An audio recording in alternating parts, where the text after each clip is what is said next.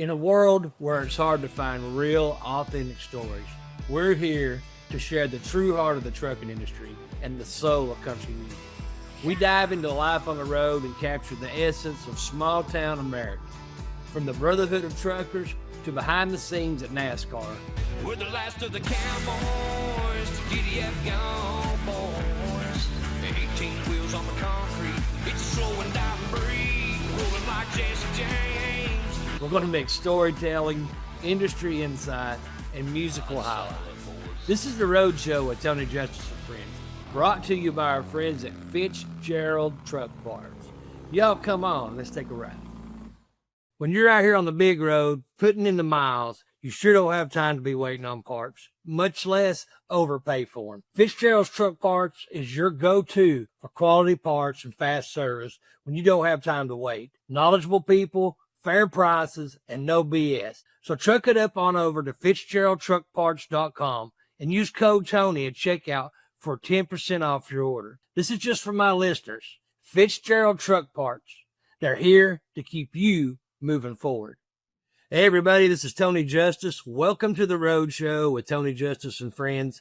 We're beginning our second series. We already released our first 12 podcasts, first of the year. Now we're working on the second half of our series for 2025. And man, we have an awesome guest today, my buddy Jeremy from Oakley Trucking. And he just actually had me on his podcast some weeks prior to my truck show. I can't remember. It's been about, 6 weeks ago or so.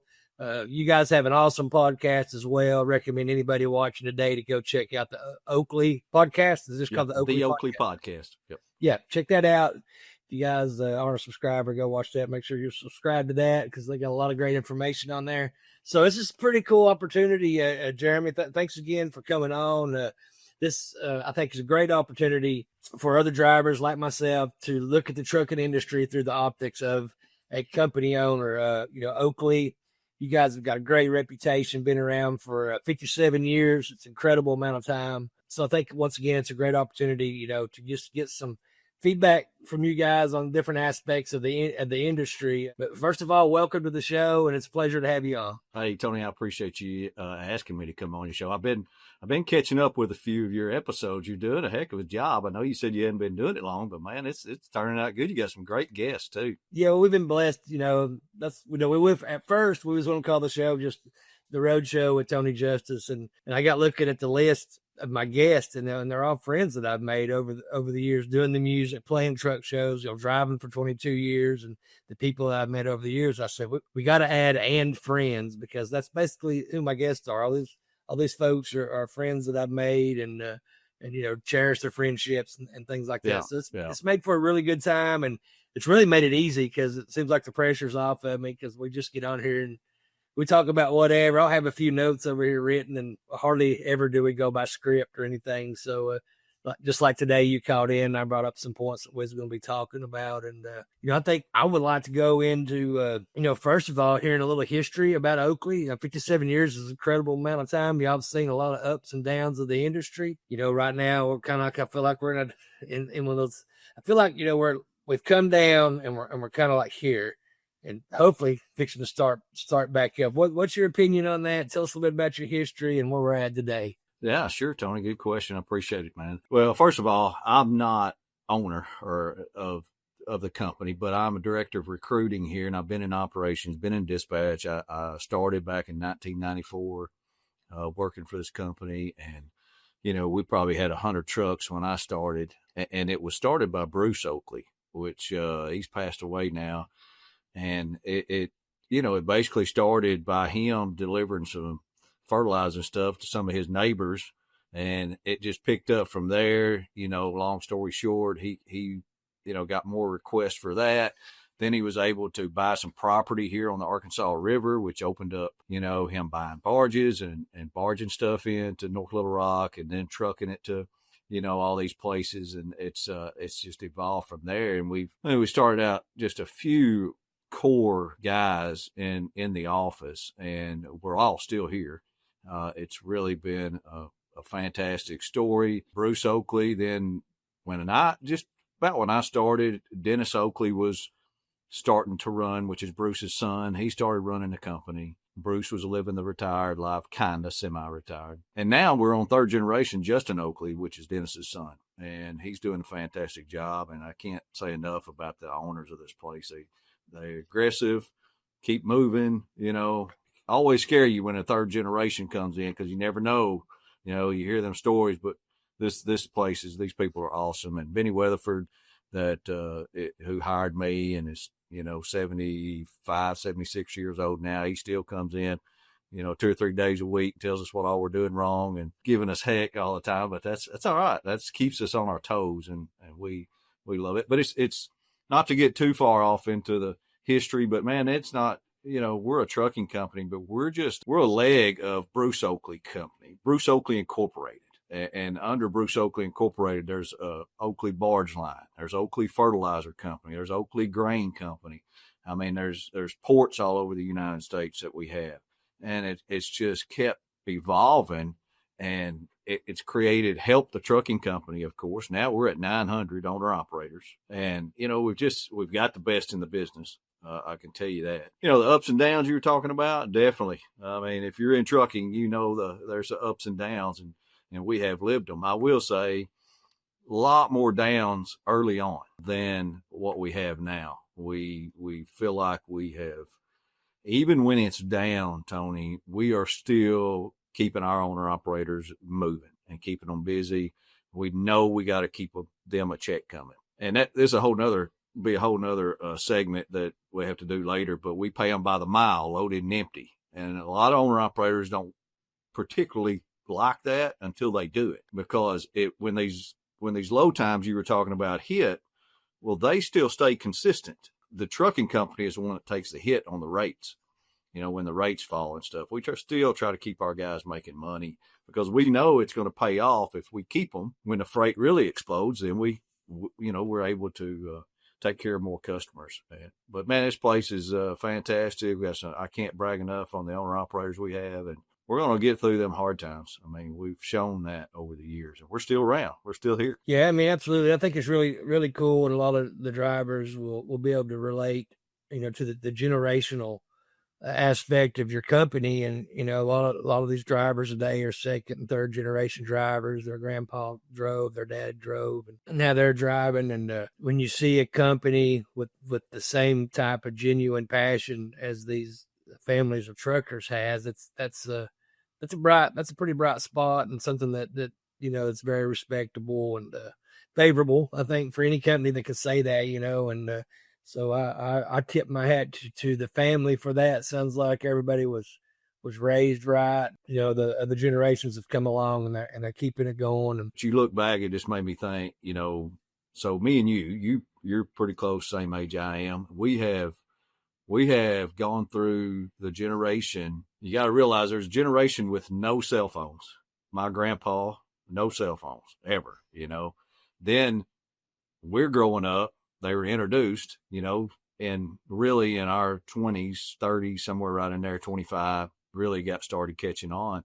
And so you got our generation that's had before cell phones and after cell phones. And now you got these generations that don't know what it's like to be without it. So it's changing the game for sure, but it has helped. Absolutely. And keeping up with the times and all the technology, that's a challenge in itself in running any business. I struggle every day here at the music label. Just keeping up with email grids could be horrifying, and not get lost in translation, and so that's another big challenge. There's a lot of challenges, when you own a company, and the more success you have, the more challenges are presented to you, and the more responsibility comes to you. A lot of people, they don't realize that with success comes a lot of responsibility and a lot of hard work. And so we tip our hats to that family and all you guys for the generational passion that you have for the industry. But we're going to take a short break. We're going to let some of our sponsors come here and talk about some of their awesome products, and we'll be back in just a few minutes. You guys, thanks for tuning in. Don't forget to hit that like button and share, follow us, and tell your friends about us. We'll be right back. To all my brothers and sisters of the highway, if you're tired of wrestling with those tangled airlines and your power cord that run from your semi-truck and connect to your trailer, then Easy Claw's got you covered. Not only does the Easy Claw system keep your lines and hoses organized, but it also keeps them from dragging and chafing, thus preventing breakdowns expensive repairs, DOT fines, or even worse, being shut down by our good buddies down there at the chicken coop. So let's be less stressed, safer, and compliant, y'all, by checking out my friends at EasyClaw.com. For over 20 years, my buddy Clifton with Crossroads Towing and Truck Repair has proudly served the trucking industry with reliable, family-owned service. Available 24 hours a day, 7 days a week to get you moving again, safe and sound. Just call 270-773-4000 and tell them Tony sent you. Hey, everybody. You know, Diesel Pride believes the best way to respect all of us American truckers is to showcase everyday road trucks on their shirts. I love mine. Visit dieselpride.rocks for the best trucker apparel. Tell them I sent you. Hey, everybody. Welcome back to the Road Show with Tony Justice and friends. We're hanging out with my good buddy Jeremy with Oakley Trucking and just kind of having a good time here talking about, trucking, us drivers versus companies and being able to look at things kind of through your guys' perspective. And it's pretty unique opportunity to get to do this. And so one of the questions I had before I called you, I sat down and made some notes, is I get the pleasure of meeting a lot of different owners, a lot of different trucking companies. And I always seem to hear more than anything, recruiting. And I'm a retention guy. I see so much money being spent to try and get drivers, and I hear very little conversation about retention, keeping those drivers, keeping them happy. So if you don't have drivers quitting, then you don't need to be recruiting as hard, and you don't need to spend as much money. So I feel like more companies could do a better job at that. And so what's your all's take on that? What are some of the measures you guys go to keep those drivers and not have to spend as much money on recruiting and time? Yeah, good question, Tony. You're exactly right, man. You would not believe the amount of money spent on recruiting and advertising. I mean, it's created a whole nother companies that make a killing off of trucking companies advertising for truck drivers. And especially with this technology nowadays, I mean, it's really got costly to do that. And if everybody, exactly like you said, would put more effort into keeping these guys, you wouldn't spend near as much on there. So what we do as a company, which I don't want to give away too many secrets here, because we have a low turnover rate of 30%, and we're all owner operators. And so it's even a little more difficult, I would say. I've never dealt with company drivers per se, but owner operators are what I've dealt with, and advertising, for 30 years. And you have to, I always say our retention is done on the front end. Tell all my recruiters, your retaining is what you sell these guys and what they sell you. It is on the retention is done in the recruiting, because when we go to leasing guys on, and we are very particular on who we take, got to meet a lot of standards. We have great standards here, and we're not going to drop them to find more trucks. We want to keep our standards, but you have to tell them exactly what they're getting into before they get here. I talked to the orientation class this morning. We had 6 good guys in there, and I go in there and talk to them, and I tell them, man, all we do is we have conversations with you. We find a little bit out on paper. That's one of the reasons, Tony, is you can't really find anything out about. Yeah, get to know them. They won't.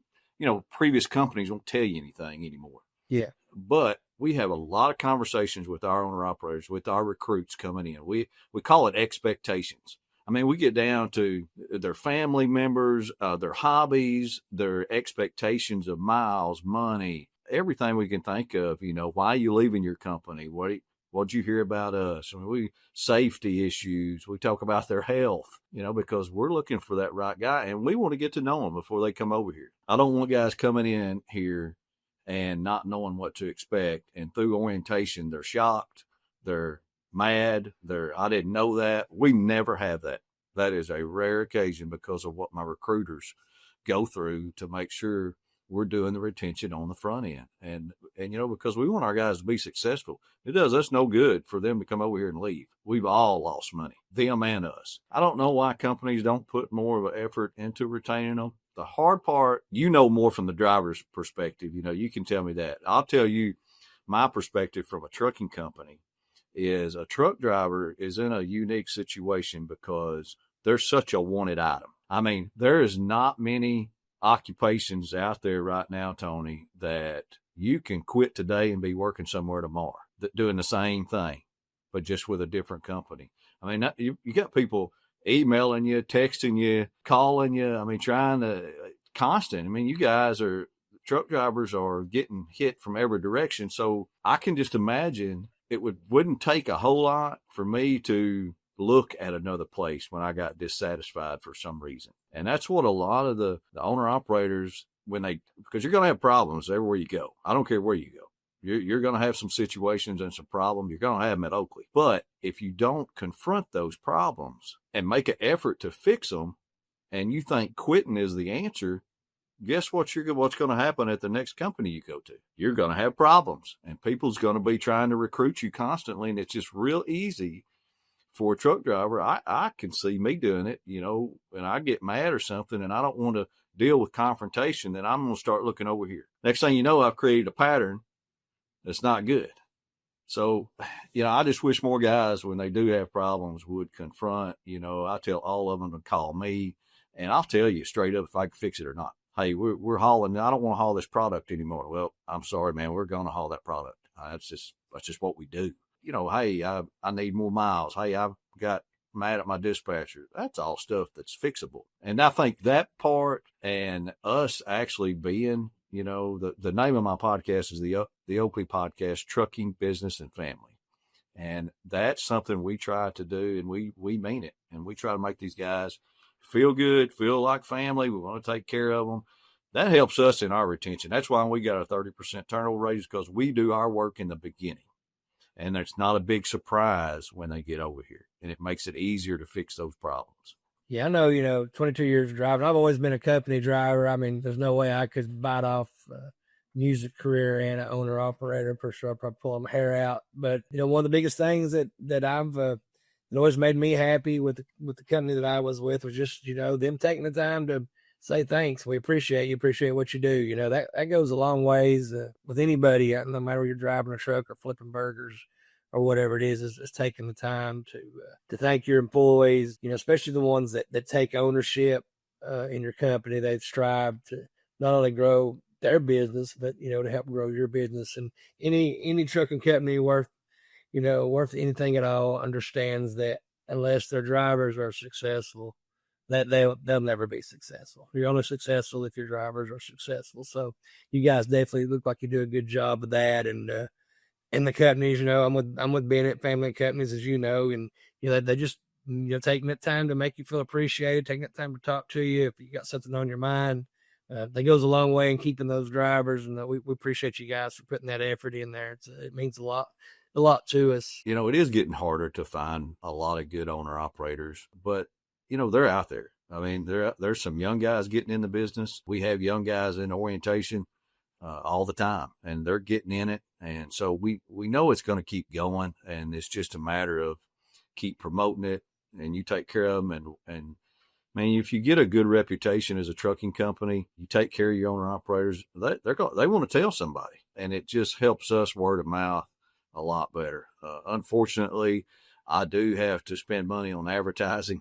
That, man, is frustrating, but we are so particular in what we're looking for. I have to generate a lot of leads, to go through. Yeah, and that's appreciated, because a lot of these mega companies, it, and I know it too, that they just just want to put a body in that seat. If it has a pulse and a heartbeat, and they drop their standards and hiring a lot of guys that, we see them out there. If you're out there traveling up down the interstate, it's not hard to spot them, guys that don't need to be driving these 80,000 pounds. Well, and we're fighting that stigma too, just like you guys, Tony. Truck drivers have a bad rap, bad stigma, what the public thinks about a truck driver. Well, I mean, trucking companies do too. We're fighting. I mean, listen to your TV and look at the billboards of how attorneys talk about trucking companies being the devil. I mean, it's something we're fighting. We're doing our small part that we can to portray a safe company, a family-oriented company, a good driver company. That's what we're trying to portray. One thing I've always said, and it's never existed to my knowledge, you may correct me, but in the trucking industry, one of the key things that is missing is a PR company for the trucking company. That's, maybe it's driver funded, trucking company funded combination where, we have somebody, I'm sure, that PR firm that, to help combat that. I try to do that with my truck show. That's why I advertise so heavily to the general public, because I don't want just the truck show people to show up. I want the general public to show up so those drivers can take a few minutes, let someone's child get up there and blow the air horn or raise the seat up and down, and the general public can learn, hey, meet these drivers. It's more than a truck going down the road. That's somebody's grandpa, somebody's dad, and these pretty good people after all, man. It's no kids, right? And it's a great opportunity PR for us drivers at my truck show, because we get such a great attendance just from the locals that come out to the show. I mean, we had, of course, in 2 days, we had over 10,000 people at our truck show, and so we accomplished a lot of those things. But there's never been a PR company that I know of for the trucking industry to, where we had some commercials out there during college football games and, showing us what we do. I mean, I got airline pilots, retired airline pilots that are owner operators. I got guys with master's degrees that are pulling for us. I mean, there's so many educated, good, smart owner operators that are out here. People just don't get it, like you say. Yes, sir. All right. Well, we'll take one more short break. Let our sponsors give another shout out, guys. Hit that like button. Leave us a message. We love hearing from you guys, and we'll be right back in just a few minutes. Y'all stick around. Too many drivers are being hurt on the job. That's why the on-lift system by my friends over at Patriot Lift is a total game changer. It's 100% operated by air. You just hit a button and you're dropping or hooking your trailer in a matter of seconds. No more straining on that crank handle. No more injuries and no more missed work. Maybe you run a fleet of trucks, and so you're looking at potentially saving thousands of dollars on workman's comp and injury claims. Listen up. Right now, you can get your on-lift system by Patriot Lift for $900 off the regular price by using discount code TJ2025. Take care of your body and your rig and get yourself an on-lift by Patriot Lift. And hey, it's made right here in the good old USA. My good friend Jay and his team at Pride Truck Wash know that truck drivers are the heartbeat of America and its economy. At Pride Truck Wash, their mission is to help those hardworking people do their job in a clean truck. Stop in at a Pride Truck Wash and experience the difference. To learn more, visit pridetruckwash.com. You guys know that I've trusted House products for years, and so should you. For me, it's Diesel Treat for winter, Diesel Lifeline for emergencies, their Diesel Defender for warm weather, and House Multi-Purpose for just about everything else. Visit House products today. As truckers, we drive more miles than anyone else on the highway. As a result, we're at a higher risk of being involved in an accident. If you've been hurt in a wreck, let my good friends at Terry Law Firm help. They know trucks and how to handle truck wreck cases. Reach out to the Terry Law Firm on the web at terry-lawfirm.com. Hey, everybody, welcome back to the Road Show with Tony Justice and friends. We're having an awesome time today talking to Jeremy with Oakley Trucking and getting some insight from the trucking company side of the industry. And you all have to deal with regulations, Jeremy, just as much as the drivers do. Some regulations are good and a lot of regulations are bad. I've always said I'm not anti-regulation. I'm just anti-overregulation. And there's been some things and over the years, it's come into play that we've all had to deal with, and learn to overcome, or if we wanted to stay in this industry. So I wanted to ask you, as a trucking company, one of the owners, or, not the owner, but who, has a big role in running a trucking company. What's one regulation, if you could get rid of one regulation, what would it be and why? That one is easy for me, Tony. Okay. It is these truck regulations that they have on these trucks with this DEF system and keeping who makes a truck for a truck driver the truck's not supposed to idle? Does that make any sense? These trucks and the way when they started regulating and having these DEF system and everything put on these trucks has cost us a lot of owner operators, because of the price increase and because of the breakdowns and things that they're going through. I mean, it is absolutely made my job harder dealing with these trucks, because we're all owner operators. So they all have to have a truck, and we try to stay with a newer truck because it's got warranty. We encourage them to have a newer truck so they'll keep a little more, you would think, be a little more dependable. But now, I mean, the old trucks are what's dependable. The pre-emission stuff. I mean, these emissions that they put on these trucks and require it has absolutely put a major dent in what we do and what everybody does. I have seen so many good owner operators that want to work be put out of business because of these trucks and these emissions that are on them. I can show you somebody about every week.